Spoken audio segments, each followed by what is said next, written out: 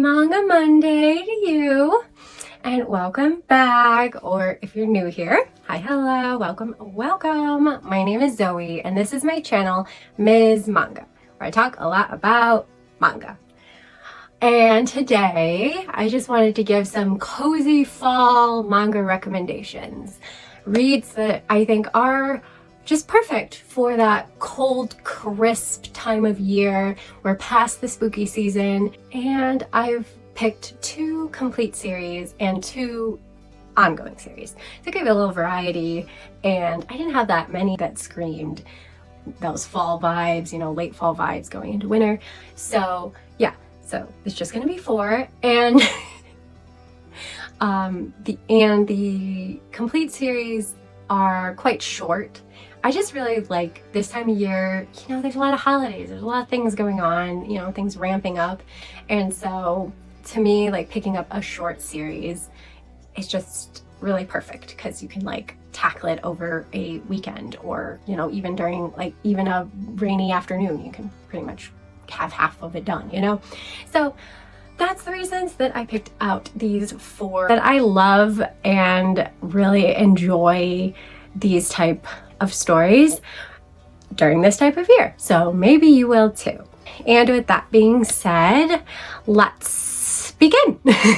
First up, if you're not quite tired of spooky season, if you still want some fantasy elements in your book, if you still want that kind of little bit of spooky vibe, but not full spooky season read, I would recommend Nicola Traveling Around the Demon's World. So you have that supernatural element from the different creatures that pop up in the demon's world, but it's definitely much more slice of life, and it gives me so much fall vibes because they are out in nature, they are traveling from city to city, seeing new places, experiencing new things, and yes, there are like some ghosts or some little spooky elements to it, but they never stick around for long and you're on to the next thing. I just think it's a good fall read overall. So yeah, this is a world of magic and mischief, as its tagline on the back of the book says. And the summary to this series is Nicola never really felt like she fit in around other humans, so she came to the demon world instead. Together with her demon friend Simon, Nicola travels far and wide, meeting many monsters along the way. With Nicola, every day on the road is a new adventure. So yeah, like I said, very slice of life. They experience something in one area and then they'll move on, and certain characters will repeat and come around again, and then other ones you don't see again. And there's also a little bit of an overarching story as we learn that there is a little bit more to why Nicola traveled to the demon's world than just not fitting in the human's world. So there's a little more depth to that, and it ties in to a bigger story. But yeah, I think it's a perfect fall read if you aren't too tired of spooky season, but you don't want something that screams Halloween anymore. And this is just a cozy fall read. And it's also a very short read, complete at 4 volumes. So yeah, I definitely think this is a relaxing, soft, heartwarming series if you are interested in something like that. Next up, I'll just do the second and final series that is complete, and that is The Savior's Book Cafe, Story in Another World. So this is complete at 5 volumes. So again, another short series. Like I said, I think short and sweet series this time of year, it's my cup of tea. But this one is a lot more romance heavy. So if you want a sweet, soft romance read, then I definitely don't think you can go wrong with this one. It is so cute. And there's so much cozy energy throughout. Our main character here, Tsukina, she ends up running a book cafe, as the title says, in another world. And so there's so much cozy, sitting around reading book energy that just screams late fall, early winter. And there's also a lot of like bundling up in coats and stuff in a lot of the series, and there also features snow in some parts of it. So you just feel that cold weather throughout the book. And yeah, and it's just a really heartwarming, cozy read overall. So the tagline to this one is a book lover's fantasy, which is, I mean, the reason I picked it up because I like fantasy and I'm a book lover. And so yeah, this would be my fantasy. So the summary of this story is that Tsukina is a single 30-something office worker whose favorite thing is curling up with a good book. So relatable. So relatable. When a god tells her that she must go to another world to become its magical savior, Tsukina isn't interested. She has zero desire to go on some grand hero's journey. So when she arrives in this strange new land, she decides to use her magical powers to create a cozy little book cafe instead, which, I mean, hello. Same. Who wants to like walk around and fight and crap? Like, give me magic, I will make a little cozy cafe, live out my fantasy. Sounds amazing. Her first customer is a handsome soldier who loves reading almost as much as she does. I mean, just perfect. Just too perfect. But when a fellow savior starts causing trouble, Tsukina might have to play the hero after all. So yeah, it's got that little fantasy magic element, but it's got so much cozy romance vibes. It just, yeah, it's a great short read this time of year.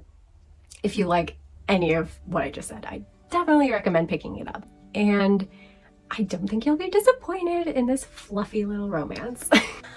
On to our ongoing series. So first up is one that I had read the first volume of before, but now a couple volumes have come out, so I decided to reread and read on in the series to make sure that I like it and I still really enjoy it.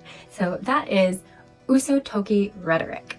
So this one is full of mystery, but it also feels very slice of life and relaxing. It's a little dialogue heavy, I will say, so if you don't enjoy manga that are predominantly character driven and really, you know, they're talking a lot, talking through the mysteries, just getting to know each other even, and different characters. And so yeah, so if that's something that appeals to you though, I definitely think this is a really interesting, different, and just comforting kind of read. It's got the mystery, a little bit of murder sprinkled throughout.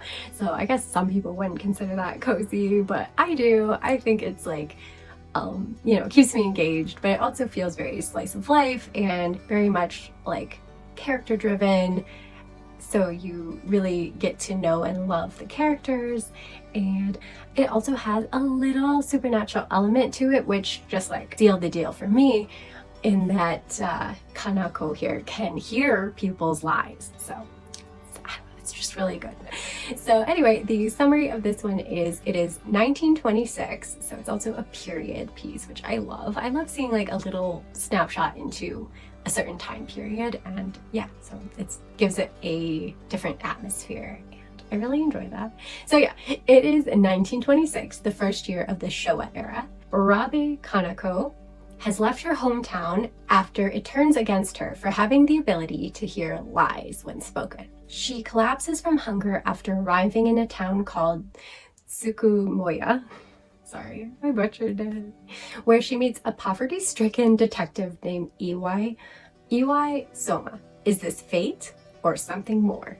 So I love that she stumbles across a private detective and like a private investigator, PI, because he's immediately like, oh, you hear, like when he finds out, because she's trying to hide it, but she's just really not that good at it. She's too pure and she wants to help people too much to keep her ability really secret, especially from someone who's very intelligent and notices a lot of small details, like our private detective Soma here. And right away she's like, aren't you creeped out? And he's like, no, this is great, come work for me. Like, what detective wouldn't want a backup of an assistant who can hear people's lies and like validate like information for him? It's perfect, match made in heaven. And so he offers her a job as his assistant. And yeah, that's the premise of the story. And I love that little supernatural element. I also love that she can hear lies and how it's explored. Like, obviously, I know realistically that, you know, how she was treated by her village and all that stuff, like that would probably happen if you could hear lies. And it probably wouldn't be great to have this ability, but I always wanted something like that. Like, I just feel like I never know if people are telling the truth or what they're really thinking or anything. So that ability is so cool to me. So I think it's awesome. And yeah, I love the mysteries are well told and well executed. They feel believable, and how Soma solves these mysteries, puts the clues together, feels believable, and like you could come up with this solution as well type of thing. So I think it's well written overall.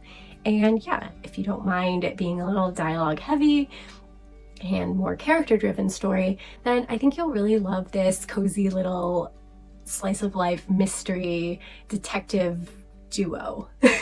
So my last recommendation is also in the vein of mysteries. I don't know, mysteries just totally feel late fall to me anyway. You know, I still want that suspense and intrigue from spooky season, but now it's just like a little more grounded, a little more realistic. But yeah, this is another newer ongoing series that I finally picked up the first omnibus of and absolutely fell in love with it, and that is Don't Call It Mystery.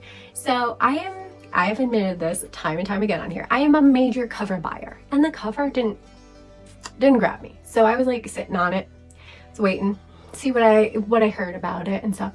And I heard a lot of good things, and so I decided to pick it up. And I'm so glad I did. I absolutely loved it. And I don't think it will be for everyone. Some people will probably think that it's kind of pretentious or it's like a little too deep. And sometimes people don't like that. They just want a simple, straightforward story. But I do think it's pretty simple. It's just that it explores some interesting topics. And our main protagonist here is a very like intuitive and interesting kind of guy. So the summary of this one is that Totono, the name was so hard. I just kept calling him Toto, so I'm sorry. I'm gonna call him Toto. So Toto is a young college student who stands out, both for his bushy hairdo and his finely honed abilities of observation and deduction. So yeah, he's really smart. When Toto is accused of murder, he puts his skills to work and uses his exceptional insights to find the real killer. And it really is, again, feels very realistic, the mysteries. Like I was wondering, you know, how is he going to piece this together? Every time I would think of something, the police would come back with like more evidence against him. And it did seem kind of suspicious, you know, because there's a lot of evidence against him. And it's like, he seems like a smart guy. Why would he have messed up so much, I guess? You know, been so sloppy. But I also was like, oh, how's he going to get out of this? Especially when he's in police custody and he can't do much but ask questions and talk and like hope the police investigate what he asks and stuff. And they do, obviously it's fiction, but sorry, police, but anyway, they do, and they find the real culprit. And I just think it's like really cool how he gets through all the information that he's given and comes up with ways to actually uncover the real killer. And yeah, so later all Toto wants to do is return to his own little world, but he can't avoid getting caught up in one mystery after another. In his own blunt yet gentle way, Toto is a truth seeker who tries to make sense of a chaotic and often dangerous world. So yeah, he is like this kind of kind, kooky, interesting, quiet individual who just sees and approaches life in a unique way. And a lot of like the things he would say or the advice he would give, I just really felt like, yes, I totally get your perspective. And I don't know if related is the right word, because I don't feel like I'm that observant, to be honest with you, or that smart. But I love that like type of thinking, and it, you know, provided a space to do that. And yeah, I really enjoyed this one. It's a little bit, you know, contrived because, you know, this smart kid keeps getting roped into, he's like a college student, just keeps getting roped into these weird mysteries, weird situations that he has to then, you know, figure out and stuff. But I think it's well written, and the characters are, especially our protagonist is quite a different character, and I just like seeing that.